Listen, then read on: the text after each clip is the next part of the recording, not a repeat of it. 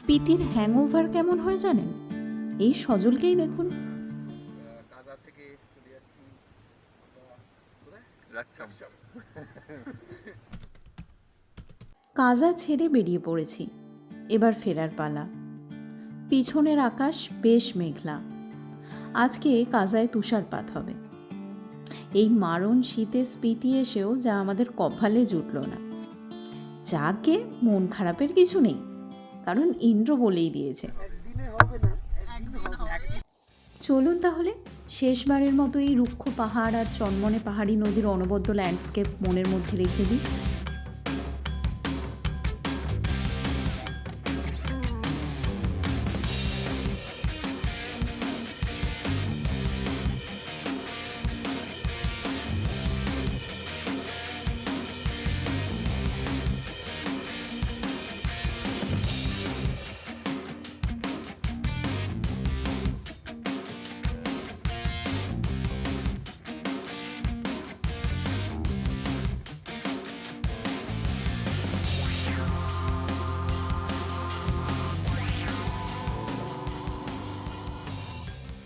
আজ বর্ষ শেষ। আজকের রাত্রিবাস রাকছামে। বাসপা নদীর ধারে অবস্থিত এই রাকছাম। বর্ষায় এই জায়গার রূপ অসাধারণ। তবে এখানেও বহু হোমস্টে তৈরি হয়ে জায়গাটা আগের তুলনায় বেশ ঘনবসতিপূর্ণ হয়ে গেছে। আমরা ছিলাম রাস্টিক হোমস্টে রাকছামে। ছোট ছোট কটেজ বানানো আছে। ঘরের জানলা দিয়ে বরফ ঢাকা পাহাড় দেখা যাচ্ছে।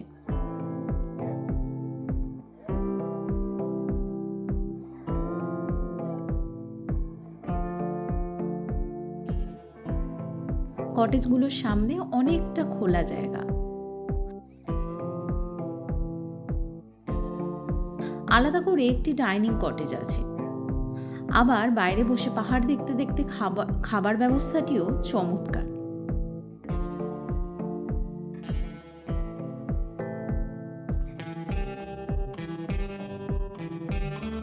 এখানকার হোস্ট সোনু নেগিজি ভীষণ ওয়েলকামিং। তার সাথে গল্প করেই আমাদের বর্ষশেষের রাত বেশ জম্পেশ কাটল।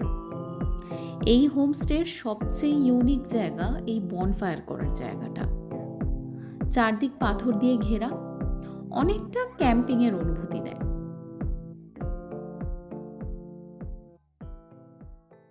নতুন বছরের সকাল শুরু হলো ঠিক এইভাবে। আজকে আমরা ছিটকুল ঘুরে কামরু ফোর্ট দেখে পৌঁছে যাব নারকান্দা। চিটকুলকে অনেক সময় ভারতের সর্বশেষ গ্রাম বলা হয়, যদিও এই ব্র্যান্ডিংয়ের বিশেষ কোনো মানে হয় না। যে কোনো সীমান্তে অবস্থিত যে কোনো গ্রামই সেখানে সর্বশেষ গ্রাম। চিটকুল ইন্দো তিব্বত সীমান্তে অবস্থিত সর্বশেষ গ্রাম বলা যেতে পারে। যখন পৌঁছলাম তখন বেলা 10টা প্রায়। এখানে মেঘলা আবহাওয়া, তার সাথে ভীষণ জোরে হাওয়া দিচ্ছে।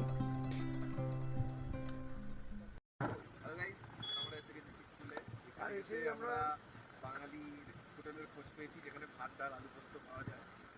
আপনি দুপুরের লাঞ্চটা এখানেই হবে। ভাত ডাল আলু পোস্ত, প্রচন্ড ঠান্ডা লাগছে। আমরা মোটামুটি এস্কিমোদের মতো সেজে ঘুরে বেড়াচ্ছি। সত্যি বলতে গোটা ট্রিপে সবচেয়ে ঠান্ডা আমার এই জায়গায় লেগেছে।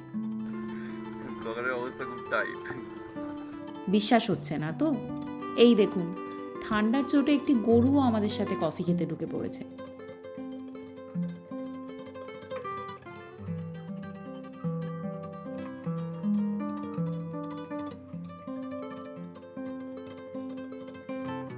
খানিকক্ষণ চিটকুলের রাস্তায় ঘুরে বেরিয়ে ফেরার পথ ধরলাম। যে স্ট্রিমটা আছে ওটা জমে যাচ্ছে।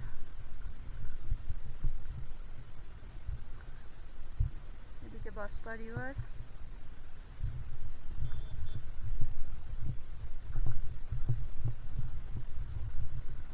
$11,320 ফিটে চিটকুল।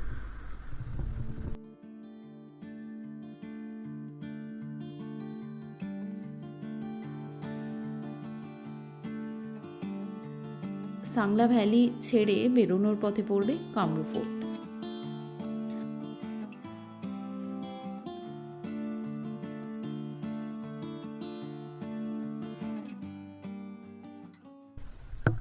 আমরা এখন যাচ্ছি যাচ্ছি কামরূপ ফোর্টে।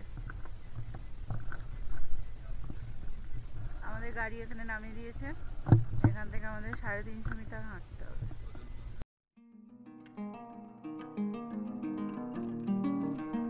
কিন্নর অঞ্চলের অন্যতম প্রাচীন ঐতিহাসিক নিদর্শন এই দুর্গটি একসময় বুশের রাজ্যের প্রাচীন রাজধানী ছিল।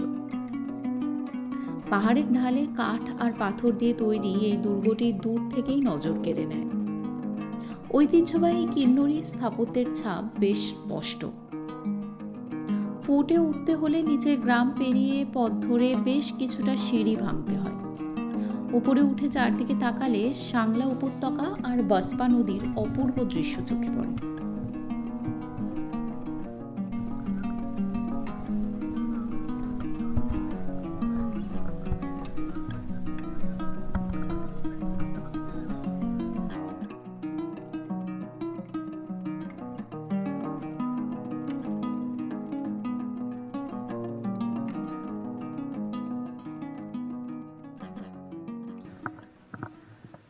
এদিকে আছে বদ্রী বিশালজি টেম্পল, আর এই রাস্তা দিয়ে গেলে হচ্ছে কামরূপ ফোর্ট। চলুন যাওয়া যাক।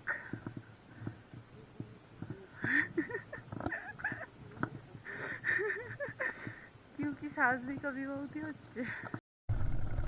ফজল পেয়েছে আখরোট, সেটাকে ভেঙেছে পাথর দিয়ে দিয়ে খাচ্ছে। কেমন খেতে? সরি, আমরা আগে ভুল বলেছিলাম। এই বদ্রী বিশালজি টেম্পলটাই হচ্ছে নাকি কামরূপ ফোর্ট।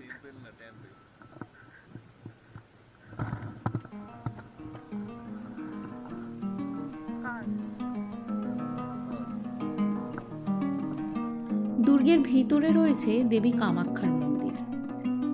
স্থানীয় বিশ্বাস অনুযায়ী বহু শতাব্দী আগে দেবী কামাক্ষার মূর্তি আসাম থেকে এখানে আনা হয়েছিল। যা বুঝছি কামরূপ ফোর্ট যিনি বানিয়েছিলেন তার প্রচুর পয়সা। পুরোটা কাঠের কাজ করা।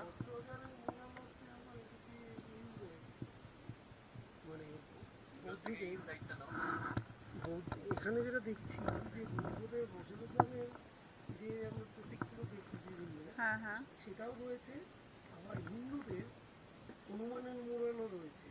আচ্ছা। এই এই গ্রাফিটিটা যদি দেখ, এখানে হনুমানও রয়েছে, আবার ওখান থেকে আমার এক্স্যাক্টলি মনে পড়ছে না বদরজান এটাকে কি বলে, সেইটাও রয়েছে।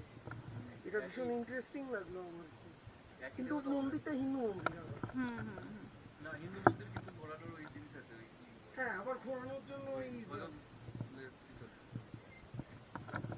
ঠিক আছে, আমরা ভেতরটা দেখে নেব। জুতো খুলে